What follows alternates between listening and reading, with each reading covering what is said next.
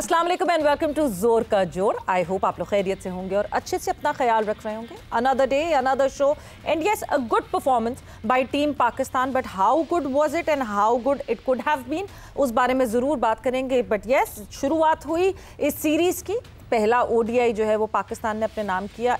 Good conditions, DU को किस तरह हैंडल किया जाए, काफ़ी सारी चीज़ें इसमें देखने को मिली। हारिस रऊफ, जिनके ऊपर बहुत सारे सवाल उठ रहे थे कि हारिस क्या परफॉर्म कर रहे हैं। अभी वो एक बैन से आए थे और बैन से फ़ौरन आते ही उन्होंने जो है वो आखिरी ओडीआई साउथ अफ्रीका के अगेंस्ट ज़रूर खेला था। मगर अच्छी बात ये थी कि डोमेस्टिक में होकर आए थे। 2 के डोमेस्टिक में बहुत रन्स पड़े थे उनको, बट अब ये समझ आता है शायद he was trying something out of the box, जिस वजह से रन्स पड़े थे। और बार बार वक्तन फवक्तन उन्होंने इस मैच के बाद बताया कि how important it is to play first class, और कितना इंपॉर्टेंट होता है कि आप 4 डे क्रिकेट खेलें और आप किस तरह खुद को रेडी करें। और यही बात हम मुसलसल इन पूरे हमारे जो रेगुलर सीनियर प्लेयर्स हैं इनको कहते आए हैं कि कितना इंपॉर्टेंट होता है कि आप 4 डे क्रिकेट का हिस्सा बने, 4 डे क्रिकेट खेलें। उसकी वजह से आप तो बेहतर होंगे ही होंगे, मगर साथ ही साथ जो आपके साथ खेल रहे होंगे, जो जूनियर्स होंगे, उनको बहुत इंस्पिरेशन मिलेगी और उनको मौका मिलेगा world class cricketers, international cricketers के अगेंस्ट खेलने का। So yes, good on him. Eventually Pakistan ने जो है वो कल 6 रन से जीत हासिल की। हाँ जी, डाउन दी वायर तो हर मैच जाता है। अगर आप पाकिस्तान क्रिकेट के फॉलोअर हैं तो आपको अच्छी तरह पता है कि आपका दिल जो है वो जब तक आखिरी बॉल नहीं हो जाती तब तक जो है वो धड़कता ही रहेगा और आप स्ट्रेस्ड आउट ही रहेंगे। सो यस, वो स्ट्रेस तो रहता है, but a win is a win and good on team Pakistan. Salman Ali Agha, good captaincy, मगर कुछ लोगों का मानना यह है कि exhausting all the overs of his front line bowlers, was this a right decision, was this a very brave decision और was this a stupid decision. So इस हवाले से बिल्कुल डिस्कशन होगी। साथ ही साथ जब पाकिस्तान हॉकी की बात करें तो कल आपके सामने ये हमने ज़रूर मेंशन किया था और आज हम उस पर ज़रा फोकस डिस्कशन भी करेंगे। Tahir Zaman, the coach of Pakistan hockey team, अब कोच कहूँ या फॉर्मर कोच कहूँ ये तो आगे सोचना पड़ेगा और उस पर बात करनी पड़ेगी कि पाकिस्तान हॉकी फेडरेशन, जिसको इतना नहीं ख्याल आया कि अपने इंडिविजुअल रिफ्ट्स की वजह से इतना इम्पॉर्टेंट टाइम फ्रेम जहां पे पाकिस्तान टीम ने बांग्लादेश ट्रैवल किया और बांग्लादेश ट्रैवल करके 3 मैचेस खेलने हैं और वो 3 मैचेस डिसाइड करेंगे वेदर 2026 में पाकिस्तान हॉकी टीम क्या वर्ल्ड कप क्वालिफायर्स का हिस्सा बन सकती है कि नहीं बन सकती। मगर शायद पाकिस्तान हॉकी फेडरेशन को अपनी अना ज़्यादा प्यारी थी और बग़ैर कोच के पाकिस्तान टीम ने ट्रैवल किया। कल पहला मैच खेला जाएगा एंड लेट्स सी के बग़ैर कोच के पाकिस्तान हॉकी टीम किस तरह परफॉर्मेंसेस देती। सो बात हमारी इन टॉपिक्स के हवाले से होगी। तो डिस्कशन का आगाज़ करते हैं और डिस्कशन के लिए मेरे साथ मौजूद हैं सीनियर स्पोर्ट्स जर्नलिस्ट इमरान। अस्सलाम वालेकुम Hafeez and welcome to the show. वालेकुम अस्सलाम से मेरा बहुत शुक्रिया आपका। सो जाहिर सी बात है, सबसे पहले अगर हम क्रिकेट की बात करते हैं, हाफिज़, गुड ऑन मैच। कल आप सेटिस्फाइड हैं कल की परफॉर्मेंसेस से या आपको कुछ थोड़ी सी रिजर्वेशन? देखिए, जैसे भी आपने जिक्र किया कि उनके जो बॉलर्स का इस्तेमाल जिस अंदाज में किया है शाहीन ने, तो आखिर में उनके पास शायद उनके जो फ्रंट लाइन बॉलर्स थे वो नहीं बचे। 49th ओवर में खन नसीम शाह ने किया उनका। 5वां बॉलर पाकिस्तान के पास होना चाहिए, एक ऐसा 5वां ऑलराउंडर आप जिसको खिलाएं, भले वो बैटिंग ऑलराउंडर हो या बॉलिंग ऑलराउंडर हो, लेकिन वो 10 ओवर अपने पूरे कर सकता हो। वो पाकिस्तान टीम की ज़रूरत है इस वक्त। और अगर वो नहीं होगा तो 2, 1, 3 ओवर्स अगर आपको कराने पड़ जाएंगे किसी और से तो फिर आपकी मुश्किलात बढ़ेंगी उससे। तो जो कैप्टनसी का मामला था उसमें पाकिस्तान ने शाहीन ने ज़ाती हैसियत में ज़्यादा बेहतर अंदाज में ऑपरेट किया। हाँ, ये उनका एक मिनट, सॉरी, मैं अपनी ज़रा वो कर लूँ, सही कर लूँ कि good on Shaheen Shah Afridi, I said good on Salman Ali Agha. या सलमान अली आगा ने अच्छी बैटिंग की, बट यस कैप्टनसी शाहीन कर रहे हैं। एक अजीब कन्फ्यूजन। हाँ, वैसे वो कप्तान ज़्यादा है ज़्यादा। सो ये उनका एक कप्तानी का अंदाज़ है कि वो जब विकेट लेने के लिए जाते हैं, जिसकी हमें माजी में पाकिस्तान में कमी नज़र आई है कि विकेट्स जब मिल जाते थे तो उसके बाद पार्टनरशिप्स लग जाती थी। कप्तान वो कहते हैं ना कि वहीं पर मैच को ख़त्म करने के लिए जाता, तो इसमें दोनों तरफ हो सकती हैं चीज़। तो शाहीन का जो कप्तानी का अंदाज़ है वो कोशिश करते हैं कि आप ऑल आउट जाएं और विकेट्स लें। गोइंग फॉर द किल। हाँ, उसके लिए रिसोर्स का पूरा होना ज़रूरी है। लेकिन उसमें सबसे अहम चीज़ ये थी कि कल हारिस रऊफ ने जिस अंदाज से गेंदबाजी की है वो बहुत शानदार था। लेंथ बहुत अच्छा हिट किया, उनको मूवमेंट मिल रही थी of the pitch, even out swing भी हो रहा था उनका बॉल, और सपोर्ट किया उनके फास्ट बॉलर्स ने। नसीम शाह को आप सेकंड स्पेल में देखते हैं, जब वो गेंदबाजी 3 ओवर्स में 32 हुए थे, और उसके बाद बाकी जो 7 ओवर्स में उनको 22 या 24 रन हुए हैं उसमें। उन्होंने बहुत शानदार गेंदबाजी की दूसरे हिस्से में मैच के। तो पाकिस्तान के बॉलर्स ने बेहतर गेंदबाजी का मुजाहरा किया। नवाज ने बड़ी अच्छी गेंदबाजी की, कुछ उनको शॉट्स लगे लेकिन मजमूई तौर पर वो ज़्यादा कंट्रोल में थे। लेकिन जहाँ तक उनकी बैटिंग का ताल्लुक है, वो इन दिनों बैटिंग के हिसाब से उनका एक बहुत शानदार टाइम चल रहा है, उसका क्रेडिट उनको देना चाहिए कि वो बैटिंग बहुत अच्छी कर रहे हैं। लेकिन मजमूई तौर पर पाकिस्तान की बॉलिंग के हिसाब से अगर हम देखते हैं, चूँकि जब हम कल बात कर रहे थे तो बैटिंग पाकिस्तान की उस वक्त हो रही थी, सलमान अली आगा और उनकी हुसैन की बैटिंग रहेगी, उस पर बात कर लेते। लेकिन जो मैच का दूसरा हिस्सा था, पाकिस्तान के बॉलर्स ने बहुत शानदार अंदाज में गेंदबाजी का मुजाहरा किया। हैंडलिंग द ड्यू, देखें ना, आपके ड्यू था, ऐसी नहीं कि ड्यू का इंपैक्ट नहीं था। 300 रन्स, ये यहाँ पर डिफेंड करना, It was not enough, ये रन्स कम थे। पाकिस्तान की बॉलिंग का क्रेडिट है, बावजूद इसके कि आप देखें कि कैचेस ड्रॉप हुए हैं, ड्रॉप कैचेस अपनी जगह पर मौजूद हैं, लेकिन उसके बावजूद भी 9 विकेटों तक उनको महदूद रखा है पाकिस्तान ने और मैच जीता है। तो ये क्रेडिट जाना चाहिए। ड्रॉप कैच भी होते हैं, उनको फील्डिंग को बेहतर करने की ज़रूरत है। जो टॉप ऑर्डर है पाकिस्तान का, टॉप 4, उसको कंसिस्टेंसी लाने की ज़रूरत है। सलमान अली आगा जिस क्रिकेट से बिलोंग करते हैं, जब वो वहाँ पर खेलते हैं तो आप देखें कि उनको T20 में खेलते हुए और वनडे या टेस्ट मैचेस में देखते हुए, जब खेलते हुए आप देखते हैं तो आपको फ़र्क नज़र आता है कि असल में फ़र्क है क्या। कंफर्ट दिखता है, वो उनका गैप्स ढूंढ नहीं रहे थे, वो गैप्स क्रिएट करते हुए दिखे। मगर जहां आपने ड्रॉप कैचेस की बात की, हाफिज साहब, मेरे जहन में फौरन से आ जाता है बाबर आजम का दैट अमेजिंग कैच, जो कि शायद थोड़ी देर के लिए बाबर आजम को भी अंदाजा नहीं हुआ कि बॉल चिपक गई हाथ में आके। एंड जिस तरह वहां से मैं कहती हूं कि जो मोरल बूस्ट होता है ऐसे कैचेस से, वो दिखा टीम पाकिस्तान। बिल्कुल, वो कैचेस विन मैचेस। उसके अलावा भी जब आप देखते हैं फील्ड में, वो बाबर आजम का कैच, उसमें तो कोई शक नहीं है कि वो बहुत शानदार कैच था। लेकिन हारिस ने जो चैलेंज किया है एक कंसिस्टेंट लाइन एंड लेंथ के साथ श्रीलंकन बैटर्स को, उन्होंने टॉप बैटर्स को आउट किया है।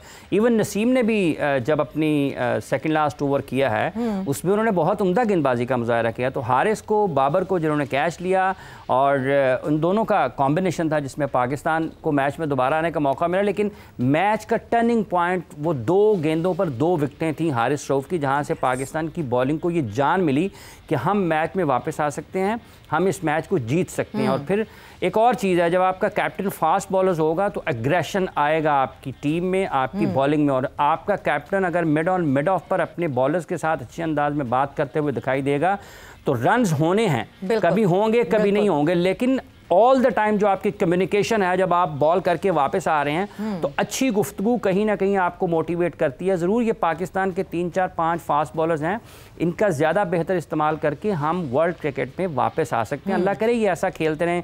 वसीम जूनियर बाहर बैठे हैं, उन्होंने आखिरी मैच में जब वो खेले थे, नसीम और शाहीन इन दोनों से बेहतर गेंदबाजी का मुजाहरा किया था।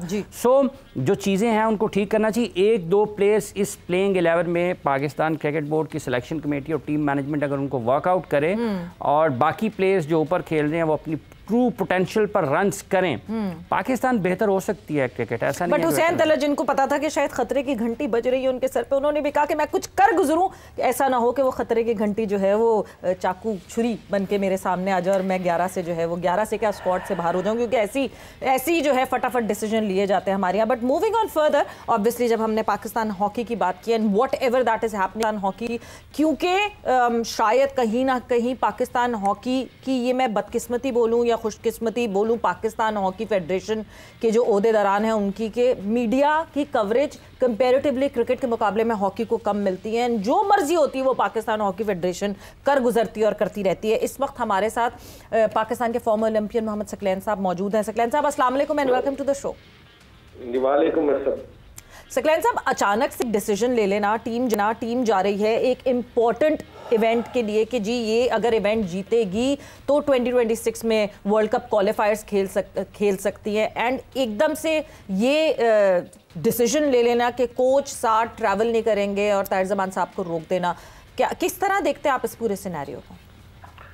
जी बिल्कुल, ये अचानक तो नहीं लग रहा, क्योंकि जो ताहिर ज़मान साहब हैं वो जितने भी मीटिंग्स हुई हैं इनकी पाकिस्तान हॉकी फेडरेशन की, ये 2-3-4 महीनों में, वो ऑलमोस्ट जो है वो सिर्फ घर सोने के लिए जाते हैं, बाकी तो वहीं पे होते हैं हॉकी फेडरेशन के दफ्तर में। तो मेरा नहीं ख्याल को ये अचानक कोई चीज हुई है। हाँ, ये जरूर हुआ है कि इनको सिलेक्शन जो प्लेयर्स की सिलेक्शन है उसमें तहफ्फुज़ात जरूर थे जी।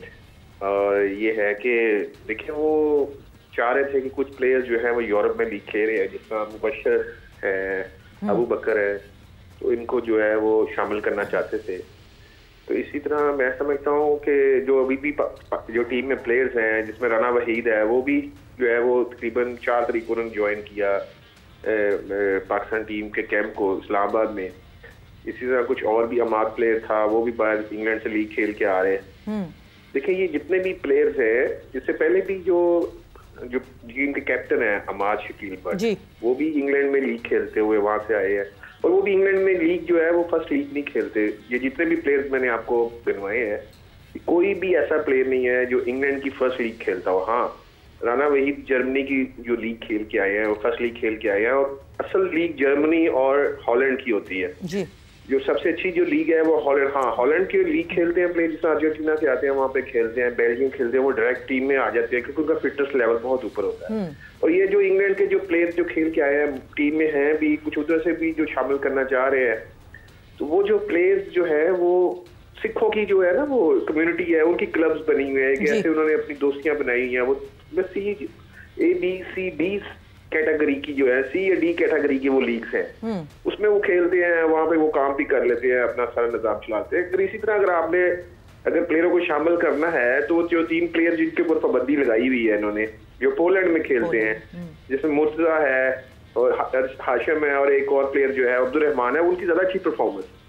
देखिए ये पाकिस्तान टीम को जो है वो अगर तो आपने लॉन्ग टर्म लेके चलना है, देखिए ये प्रो लीग जो है वो तो 1 साल के लिए आप खेल लेंगे। अगर आप बॉटम फिनिश करेंगे तो आप अगले साल शायद फिर दोबारा आप स्किप करके यही एशियाई टीमों के खिलाफ खेल रहे होंगे।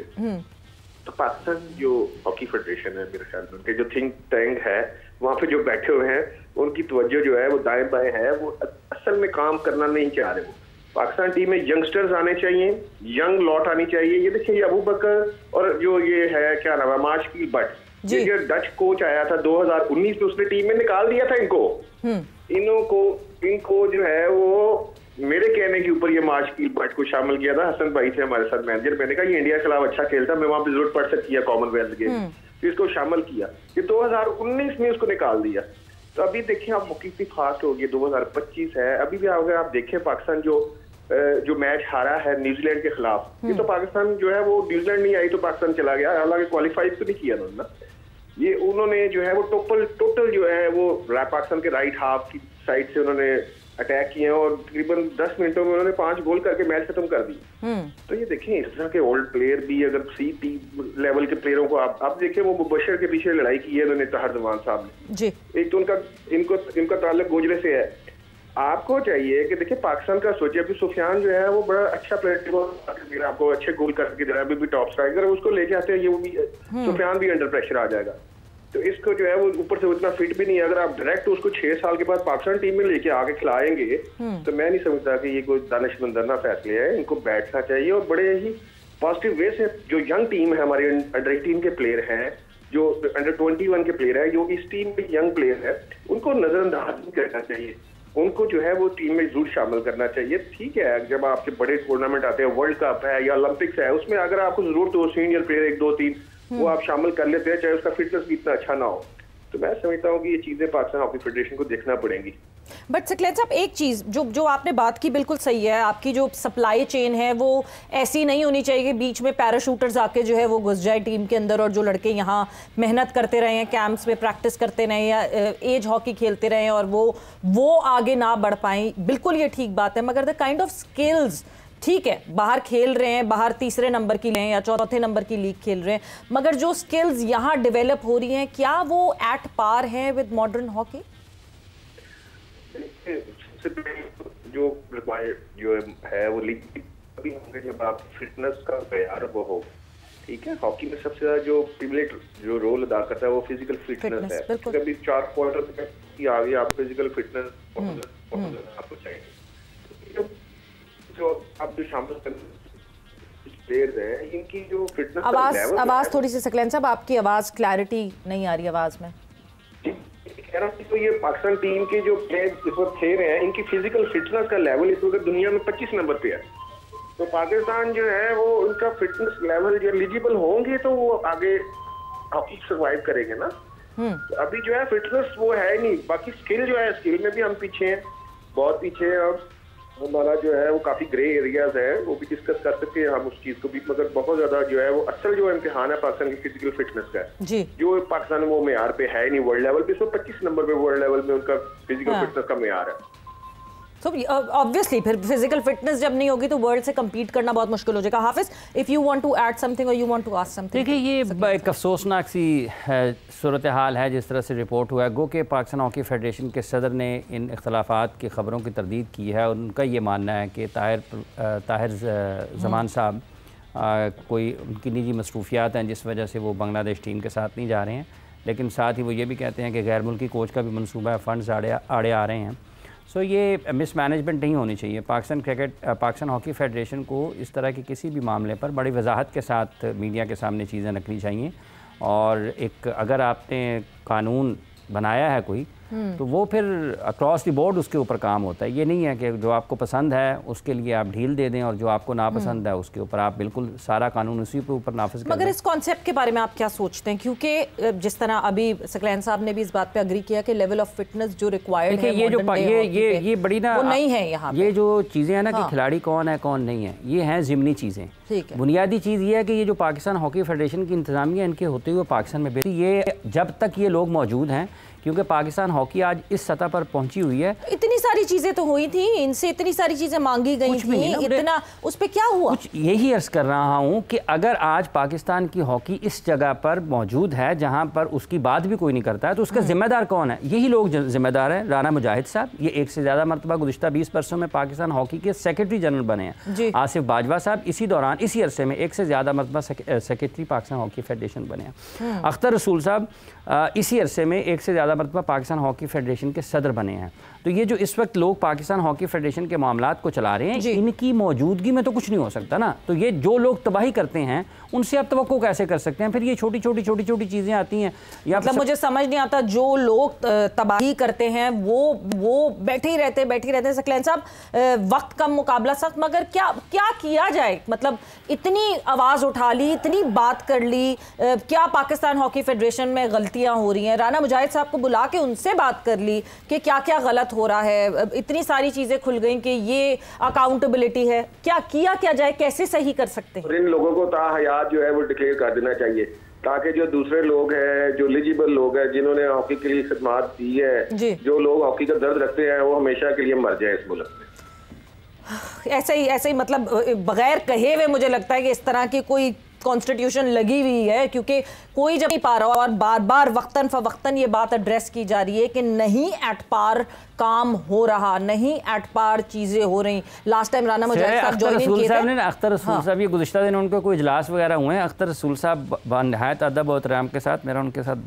पुराना याराना है, मोहतरम है हमारे। उन्होंने ना तारिक भुगटी साहब को और राना साहब को मुबारकबाद दी। अब मुझे समझ नहीं आती, मतलब मुझे समझ नहीं आती कि ये किस चीज़ की मुबारकबाद है। यानी पाकिस्तान हॉकी बुरी थी, आपने और बुरी कर दी। वेरी गुड, बहुत बहुत शुक्रिया। इस वजह से जो है वो शायद मुबारकबाद दी है, क्योंकि बेहतरी कहीं नहीं हो रही। हाँ जी, प्रो लीग, आपने बिल्कुल सही कहा सकलैन साहब, प्रो लीग इस वजह से हम प्रो लीग खेल पा रहे हैं क्योंकि न्यूजीलैंड के पास बजट्स नहीं थे, so we were second in line, और इस वजह से। बट विद दैट सकलैन साहब, बहुत बहुत शुक्रिया for joining in. I hope कि कुछ बेहतरी आए और कुछ बेहतर हो। कल पाकिस्तान हॉकी ने जो है वो बांग्लादेश के साथ मैच खेलना है। Let's see how they perform, और किस तरह की परफॉर्मेंस होती है। 3 मैचेस की ये सीरीज खेली जाएगी और जिसमें जो जीतेगा वो 2026 में वर्ल्ड कप क्वालिफायर खेलेगा। बट बहुत बहुत शुक्रिया सकलैन साहब ज्वाइन इन करने के लिए। Hafiz, thank you, thanks a lot for joining in. वक्त यहाँ पे जोर का जोड़ का खत्म हो गया। जाते जाते आपको फिर रिमाइंड कराती चलूं, Monday to Friday we would be coming live 5:30 onwards. So देखते रहिए जोर का जोड़। Saveera Pasha signing off. Take care, bye bye, अल्लाह हाफिज।